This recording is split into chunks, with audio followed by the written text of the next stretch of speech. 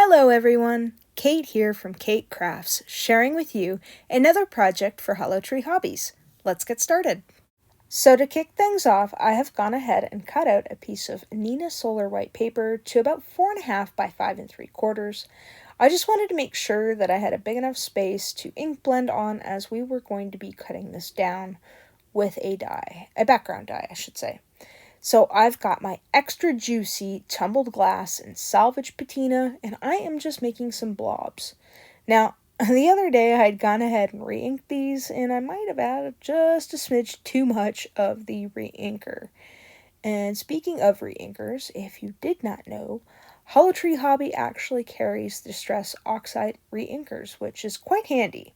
So if you are interested in anything that I use in today's project, I encourage you to head over to the Hollow Tree Hobbies website and check out all the wonderful goodies that are in stock. So with that being said, we have moved on to the final stretch of these two colors, and you can kind of tell a slight gradient between the two. It's subtle, but it's not overpowering, which I really like. And next we are going to pull out the Sunray background stencil by Fawn, and very carefully we are going to line that up to where we need it to be. Now, I have kind of gone a little heavy-handed with the previous two colors, so I don't get as dark as I would like with the Salty Ocean. And you'll see here in a minute.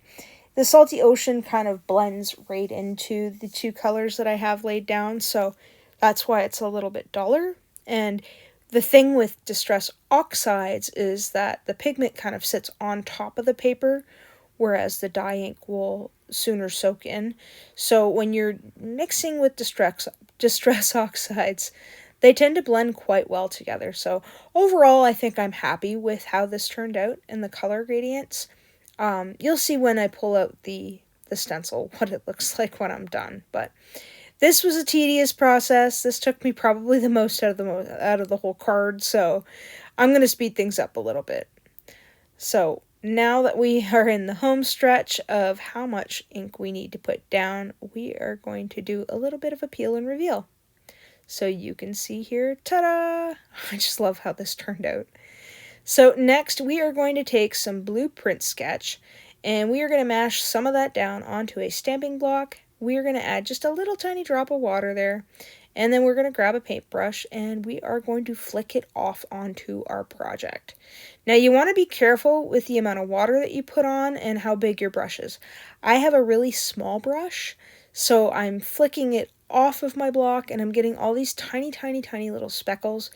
But the problem with doing it this way is if you're not careful, you see all those little blobs that I have at the edge of my stamping block? Those could plop down onto your project, so you might want to be a little bit mindful of those.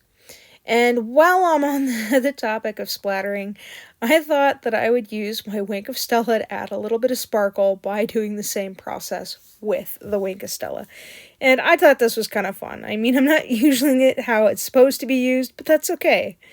So next we have got the Stitched Ripple Backdrop Die. Yes, sorry, I wasn't sure exactly what I was talking about for a second there. And sometimes these little titles are a bit of a tongue twister for me. So that was the Stitched Ripple Backdrop Die. And now we are cutting down some of these stripes and sprinkles down to 4.25 by 5.5.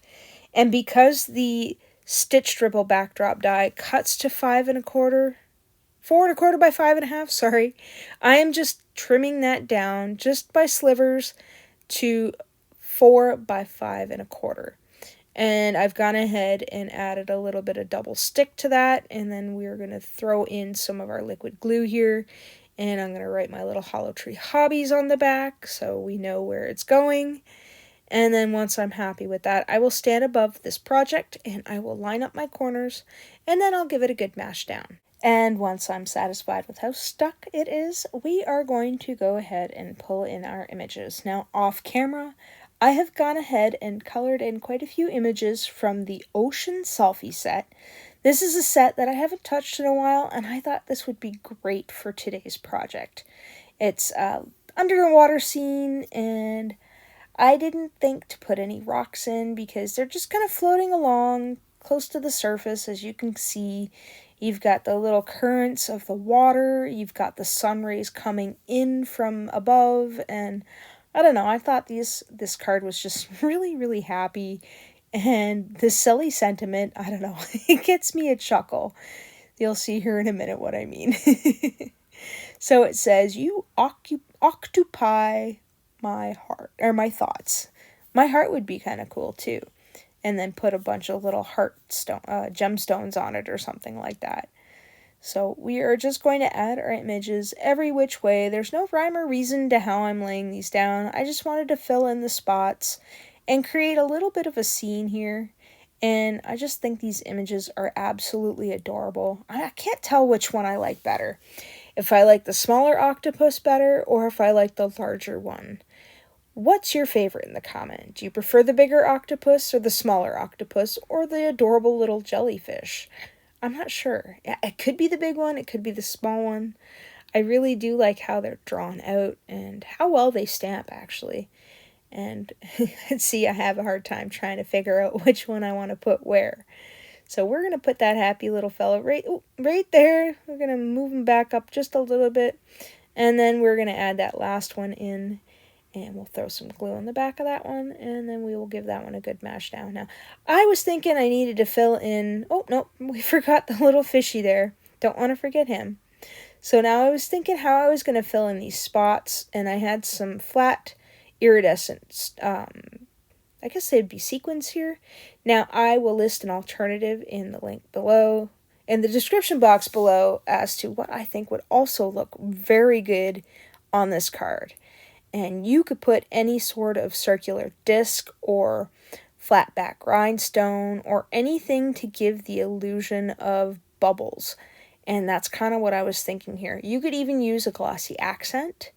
Those would work very well too because they're a little more domed, but I had these on my desk and thought I would give them a quick little nod to the card.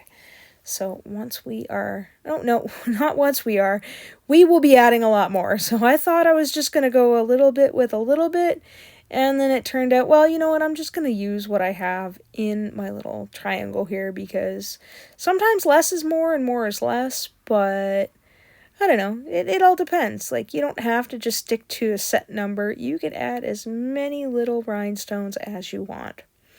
So next, instead of adding a white gel pen to our project, I love this idea of using the Stardust pen by Sakura to add a little bit of shine in detail. And because these guys are under the water, I was in love with this idea. I don't know what it is, if it's just the sparkle with the octopus and the other little critters here. And, you know, I would imagine those sun rays coming down onto the little critters, and you've got this little bit of a sparkle to them, like they're just absolutely magical. So, yeah, I'm a little ahead of myself here. I'm going to start singing Under the Sea in a minute if I'm not careful. So once we have the amount of sparkle we need on our critters here, my card is complete. I really encourage you guys to check out Holotree Hobbies, their Instagram and their Facebook, as well as their website. And as always, thanks for hanging out with me today.